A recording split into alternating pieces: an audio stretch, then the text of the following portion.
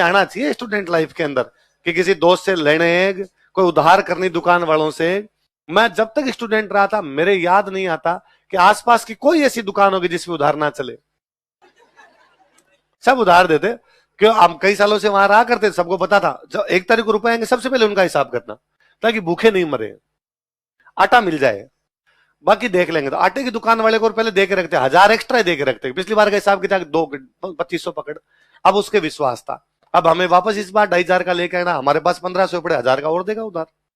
तो उधर आटे वाले में कोई कमी अपने आने नहीं चाहिए। फिर 5 दिन निकाल लेंगे, आटा पड़ा है तो उसके बाद अपने क्या चाहिए, और अपने आप देख दुख लेंगे उसके अलावा। तो इस प्रकार की कोई चीज अपने करनी नहीं। तीसरा बात मैं कहता हूं ट्रेडिंग की, तो नहीं सर ऐसा काम मैं कर भी नहीं सकता, तो ब्रेकअप हुआ।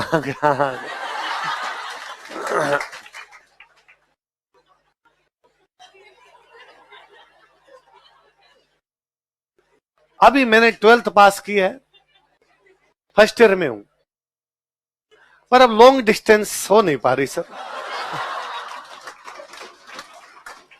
तू जमीन से उग के बाहर आया है,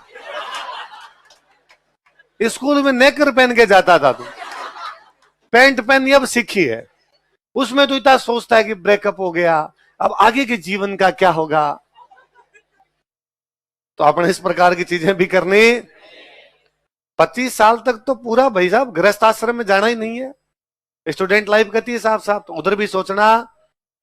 तो ये तीनों चीजें, न तो किसी की डिप्रेशन आना चाहिए, ना किसी को जुआ खेलना है, ना किसी को, है ना, और हो जाए मान लो ऐसा हो जाए तो भी घबराना। जब सांगा के हाथ नहीं, पैर नहीं, आंख नहीं, कान, हा? उसके शरीर में कितने घाव थे, और तुम्हें कोई एक घाव दे गई या एक घाव दे गया,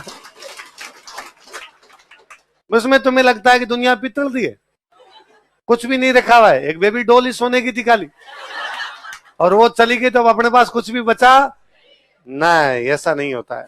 इसलिए हमेशा मन को मजबूत रखना, मन मजबूत होगा तो सारी कठिनाइयों पर पार पालोगे, और मन मजबूत नहीं होगा तो कठिनाइयों पे पार। संसाधन किसी की कामयाबी को नहीं रोक सकते। आदमी की जीवटता हो तो संसाधन कम भी हो तो भी आदमी की पार पड़ जाएगी। फेल होना, एग्जाम में नंबर कम आ गए, टेस्ट में नंबर कम आ गए, चलता रहता है यार, जीवन का हिस्सा है।